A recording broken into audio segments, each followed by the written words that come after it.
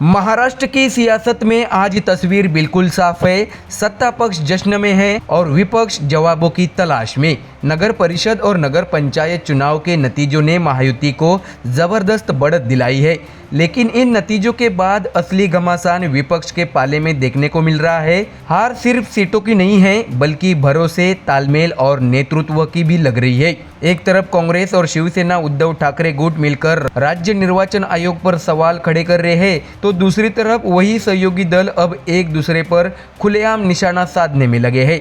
मुंबई को लेकर शिवसेना यूबीटी नेता आनंद दुबे का तीखा बयान इस अंदरूनी तकरार को पूरी तरह उजागर करता है, जहां कांग्रेस को टूरिस्ट पार्टी तक कह दिया गया है। सवाल यह है कि क्या महाविकास आघाड़ी सिर्फ नाम का गठबंधन रह गया है? क्या हार के बाद आरोप प्रत्यारोप ही विपक्ष की नई रणनीति बन चुकी है? और क्या 2026 के बीएमसी और आगामी नगर निगम चुनाव से पहले विपक्ष खुद को संभाल पाएगा?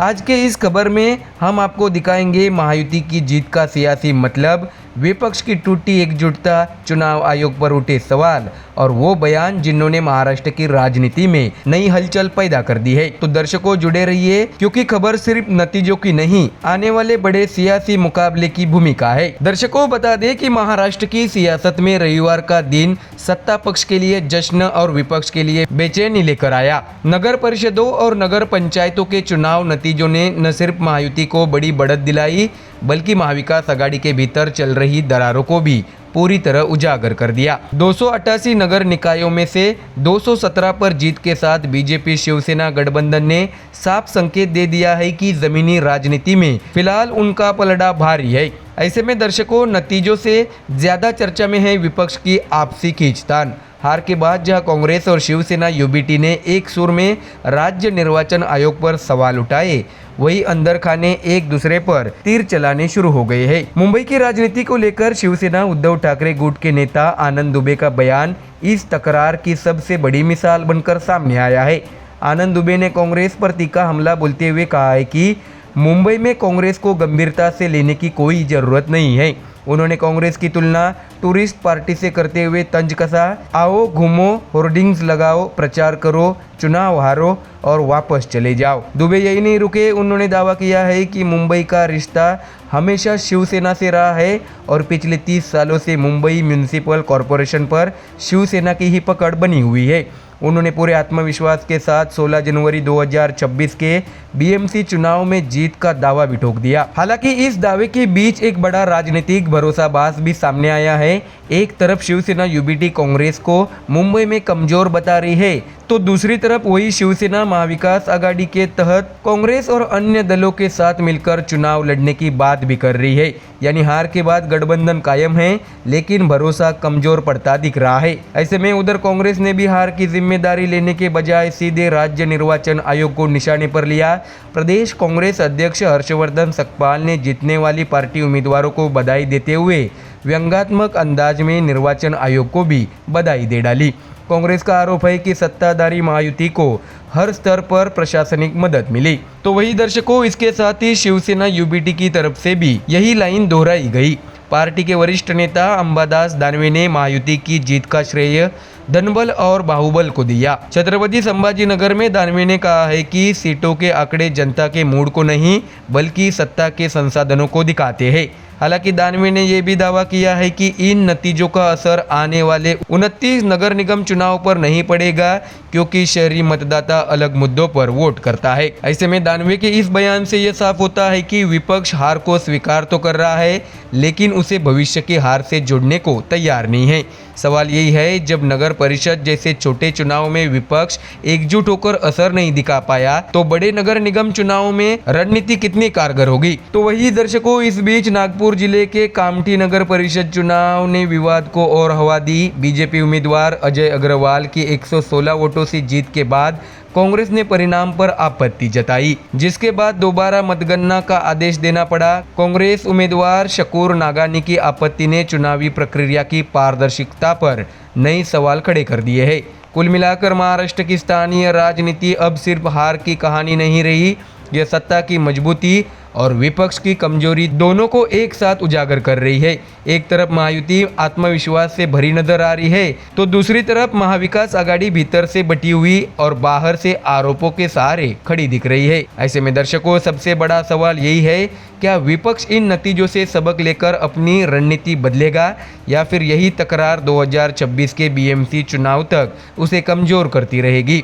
महाराष्ट्र की राजनीति में फिलहाल जवाब से ज्यादा सवाल है और सियासी तापमान लगातार चढ़ता जा रहा है। तो दर्शकों, फिलहाल इस खबर में इतना ही। देश और दुनिया की बाकी और खबरें जानने के लिए जुड़े रहिए हमारे चैनल MDR न्यूज के साथ। धन्यवाद। महाराष्ट्र की सियासत एक बार फिर उबाल पर है। बीएमसी समेत 29 नगर निगमों के चुनाव की तारीखों के ऐलान के साथ ही राजनीतिक पारा तेज हो चुका है। मुंबई का चुनाव सिर्फ नगर निगम तक सीमित नहीं है, बल्कि इसे 2026 की राजनीति का सेमीफाइनल माना जा रहा है।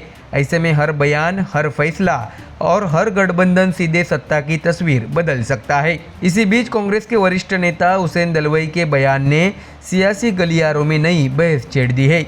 राज ठाकरे की भाषा से लेकर उद्धव ठाकरे, राज ठाकरे के संभावित गठबंधन, महाविकास आघाड़ी की रणनीति, बीजेपी और आरएसएस पर तीखे हमले, एक ही बयान में कई राजनीतिक संकेत छिपे हैं। लेकिन सबसे बड़ा झटका तब लगा जब कांग्रेस ने साफ कर दिया कि वह बीएमसी चुनाव महाविकास आघाड़ी के साथ नहीं बल्कि अकेले लड़ेगी। ऐसे में क्या कांग्रेस का यह फैसला विपक्षी एकता को तोड़ देगा?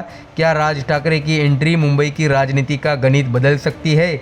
और क्या वंचित बहुजन आघाड़ी के साथ संभावित गठबंधन कांग्रेस के लिए गेम चेंजर साबित होगा? इन तमाम सवालों के बीच बीएमसी का रन अब सिर्फ मुंबई का नहीं बल्कि पूरे महाराष्ट्र की दिशा तय करने वाला चुनाव बन चुका है। तस्वीर साफ होगी 15 जनवरी को मतदान के दिन, लेकिन सियासी संग्राम अभी से अपने चरम पर है। ऐसे में दर्शकों, आपको पूरी जानकारी दे कि इस पूरे राजनीतिक घमासान के बीच कांग्रेस के वरिष्ठ नेता हुसैन दलवाई के बयान ने नई बहस को जन्म दिया। राज ठाकरे, उद्धव ठाकरे, महाविकास आघाड़ी, बीजेपी, आरएसएस, बांग्लादेश, बाबरी मस्जिद, एक ही इंटरव्यू में दलवाई ने कई बड़े मुद्दों पर बेबाकी से अपनी बात रखी है। हुसैन दलवाई ने सबसे पहले महाराष्ट्र नवनिर्माण सेना प्रमुख राज ठाकरे की भाषा पर सवाल उठाए। उन्होंने साफ शब्दों में कहा है कि राज ठाकरे को अपनी जुबान पर थोड़ा काबू रखना चाहिए। दलवाई का कहना है कि राजनीति में भाषा भी रणनीति होती है और किसी भी बयान से संभावित सहयोगी नाराज नहीं होने चाहिए। उन्होंने इशारों में ये भी बताया कि शिवसेना यूबीटी का नेतृत्व खुद राज ठाकरे को संयम बरतने की सलाह दे चुका है। ऐसे में दर्शकों, राज और उद्धव ठाकरे के संभावित गठबंधन पर दलवाई का रुख चौंकाने वाला नहीं लेकिन साफ जरूर है। उनका कहना है कि अगर मुंबई नगर निगम का चुनाव होना है तो वह महाविकास आघाड़ी के बैनर तले ही होना चाहिए। राज ठाकरे के आने से कोई नुकसान होगा, ऐसा मानना गलत है। उनके मुताबिक मुंबई का मुस्लिम वोटर पहले से ही बीजेपी के खिलाफ है और किसी भी सेक्युलर गठबंधन के साथ खड़ा हो सकता है। लेकिन इसी बयान के कुछ ही देर बाद कांग्रेस ने जो फैसला लिया उसने पूरे राजनीतिक नैरेटिव को ही पलट कर रख दिया है। मुंबई में हुई कांग्रेस की समीक्षा बैठक के बाद पार्टी ने साफ कर दिया है कि वह आगामी बीएमसी चुनाव महाविकास आघाड़ी के साथ नहीं बल्कि अकेले लड़ेगी। ऐसे में दर्शकों, यह फैसला न सिर्फ एमवीए के लिए झटका है बल्कि विपक्षी एकता पर भी बड़ा सवाल खड़ा करता है। कांग्रेस का तर्क साफ है। पार्टी का मानना है कि बीएमसी जैसे बड़े चुनाव में गठबंधन की राजनीति से कांग्रेस को फायदा नहीं बल्कि नुकसान हुआ है। हुसैन दलवाई भी मानते हैं कि कांग्रेस अगर अकेले चुनाव लड़ेगी तो संगठन की असली ताकत सामने आएगी। हालांकि उन्होंने ये भी स्वीकार किया है कि अगर कांग्रेस अकेले उतरी और जनता को सही संदेश नहीं दे पाई तो नुकसान तय है। ऐसे में दर्शकों, स्थानीय निकाय चुनाव के हालिया नतीजों पर भी दलवाई ने सत्ता पक्ष पर तीखा हमला बोला। उन्होंने आरोप लगाया कि बड़े पैमाने पर पैसे बांटे गए और पैसों के दम पर जीत हासिल की गई। दलवाई का कहना है कि जो लोग पैसे के सहारे सत्ता में आए हैं वे गरीबों की चिंता नहीं करेंगे। उन्होंने हार की जिम्मेदारी भी अपनी पार्टी पर ली और कहा है कि कांग्रेस लोगों को समझाने में चूक गई है और अब संगठन को मजबूत करना बेहद जरूरी है। तो वही दर्शकों, सिर्फ महाराष्ट्र ही नहीं, दलवाई ने अंतर्राष्ट्रीय मुद्दों पर भी अपनी राय रखी। बांग्लादेश में हुई हिंसा पर उन्होंने कहा है कि वहाँ अल्पसंख्यकों को, खासकर हिंदुओं की सुरक्षा वहाँ की सरकार की जिम्मेदारी है। उन्होंने याद दिलाया कि बांग्लादेश का निर्माण भारत की मदद से हुआ था और इंदिरा गांधी की भूमिका ऐतिहासिक थी। साथ ही उन्होंने ये भी कहा है कि भारत में भी किसी अल्पसंख्यक, चाहे वो मुसलमान हो या कोई और, उन्हें डर या तकलीफ नहीं दी जानी चाहिए। आरएसएस प्रमुख मोहन भागवत के बयान पर दलवई ने तीखा प्रहार करते हुए कहा है कि उनके दिमाग में हिंदू राष्ट्र नहीं बल्कि मनुवाद का राज है। उन्होंने आरोप लगाया कि आरएसएस भारत को केवल जाति आधारित ढांचे में चलाना चाहता है, जो लोकतंत्र और संविधान की आत्मा के खिलाफ है। तो वही दर्शकों, मुर्शिदाबाद में बन रही बाबरी मस्जिद पर दलवई ने एक अलग और सदी हुई राय रखी। उन्होंने कहा है कि बाबर का उस इलाके से कोई लेना देना नहीं था और इस तरह की मस्जिद बनाना गलत है। उनके मुताबिक मुसलमानों को ऐसे मुद्दों में नहीं उलझना चाहिए, क्योंकि इससे असली समस्याओं से ध्यान भटकता है। ऐसे में दर्शकों, अब सवाल उठता है, अगर कांग्रेस एमवीए से अलग होकर बीएमसी चुनाव लड़ रही है तो उसका प्लान बी क्या है? जवाब मिलता है वंचित बहुजन आघाड़ी से। कांग्रेस और प्रकाश अंबेडकर की वीबीए के बीच बातचीत तेज हो चुकी है। नगर परिषद और नगर पंचायत चुनाव में वंचित के प्रदर्शन ने कांग्रेस को नई उम्मीद दी है। इसी कड़ी में मुंबई कांग्रेस ने 3 सदस्यीय कमेटी बनाई है, जो जल्द ही गठबंधन को अंतिम रूप दे सकती है। ऐसे में दर्शकों, 15 जनवरी 2026 को मतदान और 16 जनवरी को मतगणना। अब वक्त बहुत कम है। बीएमसी का रन सिर्फ मुंबई का नहीं बल्कि महाराष्ट्र की आने वाली सियासत का ट्रेलर है। सवाल बस इतना है, कांग्रेस की अकेली लड़ाई उसे मजबूत करेगी या विपक्ष को और कमजोर? फैसला जनता के हाथ में है। तो दर्शकों, फिलहाल इस खबर में इतना ही। देश और दुनिया की बाकी और खबरें जानने के लिए जुड़े रहिए हमारे चैनल MDR न्यूज के साथ। धन्यवाद। महाराष्ट्र की राजनीति एक बार फिर बड़े मोड़ पर खड़ी है। बीएमसी चुनाव 2026 से पहले जिस सियासी तस्वीर की सबसे ज्यादा चर्चा थी, उस पर अब सस्पेंस गहरा गया है। ठाकरे बंधु उद्धव ठाकरे और राज ठाकरे एक साथ आने वाले हैं। ऐसी खबरों ने मुंबई से लेकर दिल्ली तक सियासी हलचल तेज कर दी थी। सूत्रों का दावा था कि 24 दिसंबर को दोनों नेता साझा प्रेस कॉन्फ्रेंस कर बीएमसी चुनाव के लिए गठबंधन का ऐलान करने वाले हैं। लेकिन इस ऐलान से ठीक पहले कहानी ने नया मोड़ लिया है। राज ठाकरे की महाराष्ट्र नवनिर्माण सेना ने साफ कह दिया है, पहले सीट शेयरिंग पर पूरी सहमति, फिर गठबंधन की घोषणा। यही से विपक्षी खेमे में बेचैनी बढ़ गई है, क्योंकि सिर्फ ठाकरे बंधुओं का साथ आना ही नहीं बल्कि बीजेपी के खिलाफ पूरा विपक्ष एकजुट होने की कोशिश में है। तो वही इस बीच शरद पवार की एनसीपी भी सक्रिय हो गई और खुलकर कह रही है कि बीएमसी में बीजेपी को चुनौती देने के लिए सभी बीजेपी विरोधी दलों को साथ लाने की बात चल रही है। तो ऐसे में दर्शकों, सवाल बड़ा है, क्या ठाकरे बंधुओं की एकता बीएमसी चुनाव से पहले हकीकत बनेगी या सीटों का गणित इस सियासी मिलन पर ब्रेक लगा देगा?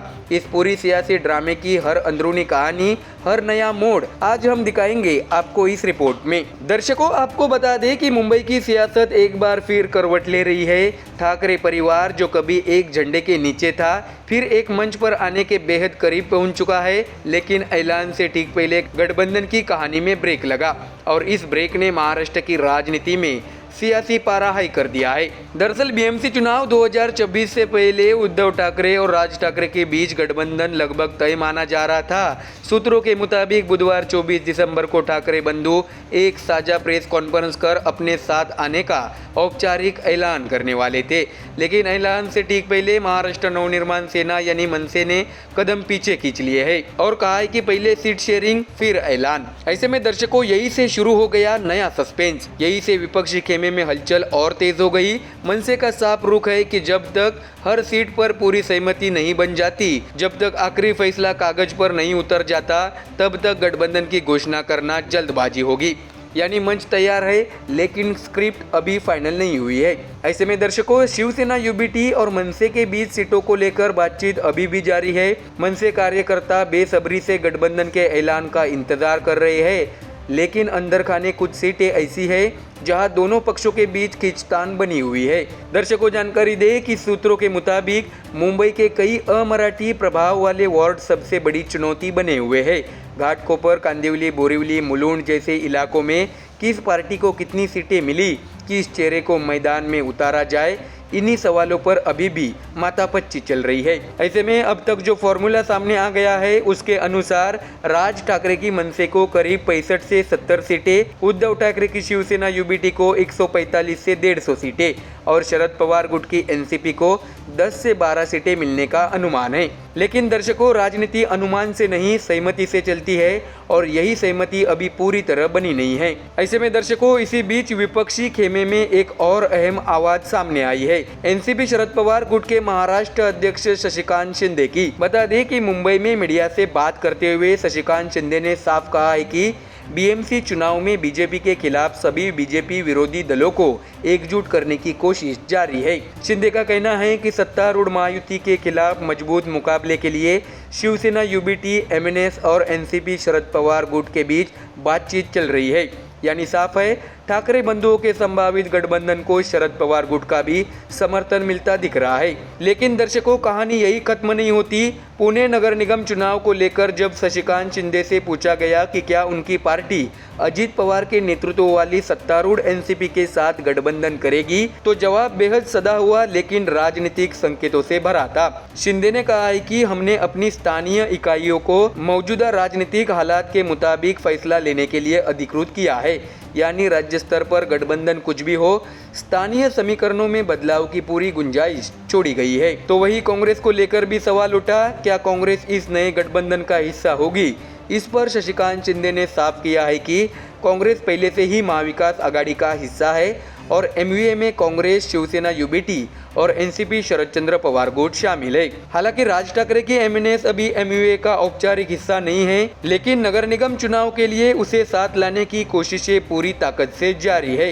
यानी दर्शकों, विपक्षी राजनीति की पूरी तस्वीर देखो तो एक तरफ बीजेपी के नेतृत्व वाली महायुति और दूसरी तरफ एक नए रूप में उभरता विपक्ष, जहां ठाकरे बंधुओं की संभावित एकता सबसे बड़ा सियासी दांव मानी जा रही है। अब नजरें टिकी है अगले कुछ दिनों पर, क्योंकि महाराष्ट्र में मुंबई, पुणे, ठाणे, नागपुर, नासिक समेत 29 नगर निगमों के चुनाव 15 जनवरी 2026 को होने हैं और नतीजे 16 जनवरी को आएंगे। ऐसे में सवाल सिर्फ गठबंधन का नहीं बल्कि टाइमिंग का भी है। क्या ठाकरे बंधु सीटों की गुत्थी सुलझाकर एक मंच पर नजर आएंगे या सीट शेयरिंग की खींचतान इस सियासी मिलन को और टाल देगी? फिलहाल महाराष्ट्र की राजनीति में सस्पेंस बरकरार है और हर नज़र ठाकरे फैमिली के अगले कदम पर टिकी है।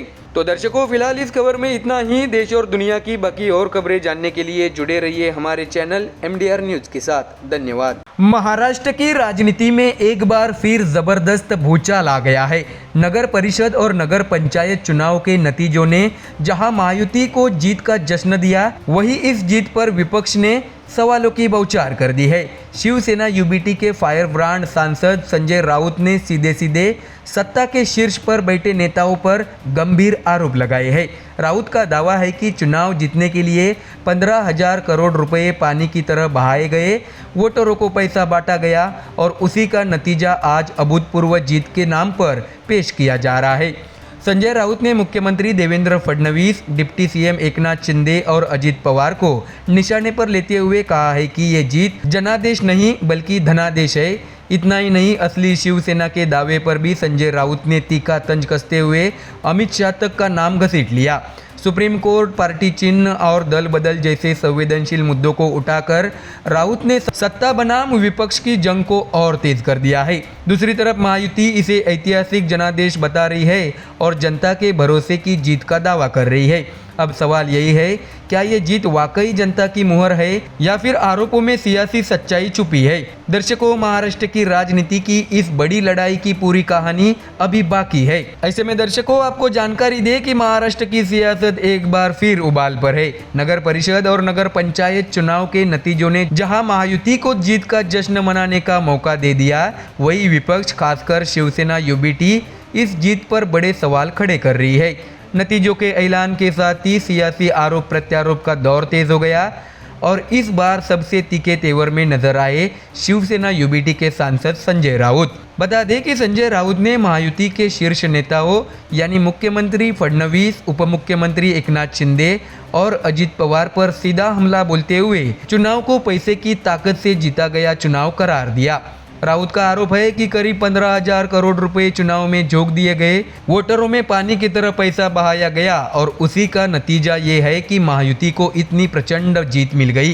राउत ने कहा है कि जब मुख्यमंत्री इसे ऐतिहासिक जनादेश बता रहे हैं तो हकीकत ये है कि यह जनादेश नहीं बल्कि पैसा बांटने का परिणाम है। तो वही दर्शकों, संजय राउत यही नहीं रुके, उन्होंने एकनाथ शिंदे की असली शिवसेना वाले दावे पर भी तीखा तंज कसते हुए कहा है कि अगर शिंदे खुद को असली शिवसेना कहते हैं तो अमित शाह के पास जाकर चरण धोकर पी ले। उनके शब्दों में, जो शिवसेना आपको अमित शाह ने दी है उसका पुण्य बहुत बड़ा है और वही पुण्य इस वक्त आपको सत्ता में दिख रहा है। ऐसे में दर्शकों, संजय राउत के इस बयान ने महाराष्ट्र की राजनीति में बयानबाजी को और धार दे दी है। तो वही दर्शकों, इसके साथ ही संजय राउत ने सुप्रीम कोर्ट को लेकर भी सवाल उठाए। उन्होंने कहा है कि पार्टी चिन्ह और दल बदल से जुड़े मामले अभी भी सुप्रीम कोर्ट में लंबित है।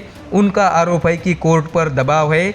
उन्होंने उदाहरण देते हुए कहा है कि एक विधायक मानिकराव कोकाटे के मामले में 6 घंटे में फैसला आ जाता है, लेकिन 40 विधायकों के दल बदल के मामले में संविधान और कानून के दायरे में अब तक कोई अंतिम निर्णय नहीं लिया गया है। संजय राउत ने तंज कसते हुए कहा, चुनाव के बाद की तारीख है, ये चुनाव भी आप खा लो। ऐसे में दर्शकों, अब जरा नतीजों पर नजर डालते हैं। महाराष्ट्र में 21 दिसंबर को घोषित हुए नगर पालिका परिषद और नगर पंचायत चुनाव में महायुति ने वाकई शानदार प्रदर्शन किया। 288 निकायों में हुए चुनाव में बीजेपी, शिंदे गुट की शिवसेना और अजित पवार की एनसीपी के गठबंधन ने 207 से ज्यादा पदों पर जीत दर्ज की है। मुख्यमंत्री देवेंद्र फडणवीस ने इसे 20 से 25 वर्षों में स्थानीय निकाय चुनाव का सबसे बड़ा और अभूतपूर्व जनादेश बताया है। सीएम फडणवीस का दावा है कि यह जीत जनता के भरोसे और विकास की राजनीति का प्रमाण है। लेकिन दर्शकों, सवाल सिर्फ जीत का नहीं है, सवाल असली पार्टी के दावे का भी है। शिवसेना और एनसीपी दोनों ही दल टूट के बाद 2 हिस्सों में बंट चुके हैं। चुनाव आयोग ने 2023 में एकनाथ शिंदे गुट को असली शिवसेना माना और उन्हें धनुष्यबाण चुनाव चिन्ह दिया। विधानसभा स्पीकर ने भी 2024 में इसी फैसले को सही ठहराया। वही उद्धव ठाकरे गुट को शिवसेना यूबीटी नाम और मशाल चुनाव चिन्ह के साथ आगे बढ़ना पड़ा। ऐसे में अगर आंकड़ों की भाषा में बात करें तो तस्वीर पूरी तरह एक तरफा नहीं है। 2024 के लोकसभा चुनाव में शिवसेना शिंदे गुट ने 7 सीटें और करीब 12.2% वोट हासिल किए, जबकि शिवसेना यूबीटी ने 9 सीटें जीतकर 16.1% वोट शेयर के साथ बढ़त बनाई। यानी वोट प्रतिशत के लिहाज से उद्धव ठाकरे गुट अभी भी मजबूत दावेदार बना हुआ है। एनसीपी में भी यही कहानी दिखती है, जहां शरद पवार गुट ने अजित पवार गुट से बेहतर प्रदर्शन किया। तो वही नगर निकाय चुनाव में हालांकि तस्वीर बदलती नजर आई। महायुति ने 288 में से 215 सीटें जीत ली। शिंदे गुट की शिवसेना को 51 सीटें और अजित पवार की एनसीपी को 35 सीटें मिली। दूसरी ओर महाविकास आघाड़ी का प्रदर्शन फीका रहा। एमयूए को कुल 51 सीटें, जिसमें शिवसेना यूबीटी को सिर्फ 9 और एनसीपी शरद पवार गुट को 7 सीटों से संतोष करना पड़ा। तो वही दर्शकों, विधानसभा चुनाव के आंकड़े भी इसी सियासी जंग की कहानी कहते हैं। शिंदे गुट की शिवसेना ने 75 सीटों पर चुनाव लड़कर 57 सीटें जीती, जबकि उद्धव ठाकरे की शिवसेना यूबीटी 90 से ज्यादा सीटों पर लड़कर सिर्फ 20 सीटों पर सिमट गई। ऐसे में दर्शकों, अब सवाल यही है, क्या सत्ता और संसाधनों की ताकत ने महायुति को बढ़त दिलाई या जनता ने सचमुच नई राजनीतिक हकीकतों को स्वीकार कर लिया है? क्या असली शिवसेना और असली एनसीपी का फैसला सिर्फ कानूनी आदेशों से होगा या वोटर का मूड ही आखिरी मुहर लगाएगा? इन तमाम सवालों के जवाब शायद आने वाले बीएमसी चुनाव में मिलेंगे, जहां महाराष्ट्र की राजनीति की असली तस्वीर फिर से सामने आने वाली है। तो दर्शकों, फिलहाल इस खबर में इतना ही। देश और दुनिया की बाकी और खबरें जानने के लिए जुड़े रहिए हमारे चैनल MDR न्यूज के साथ। धन्यवाद।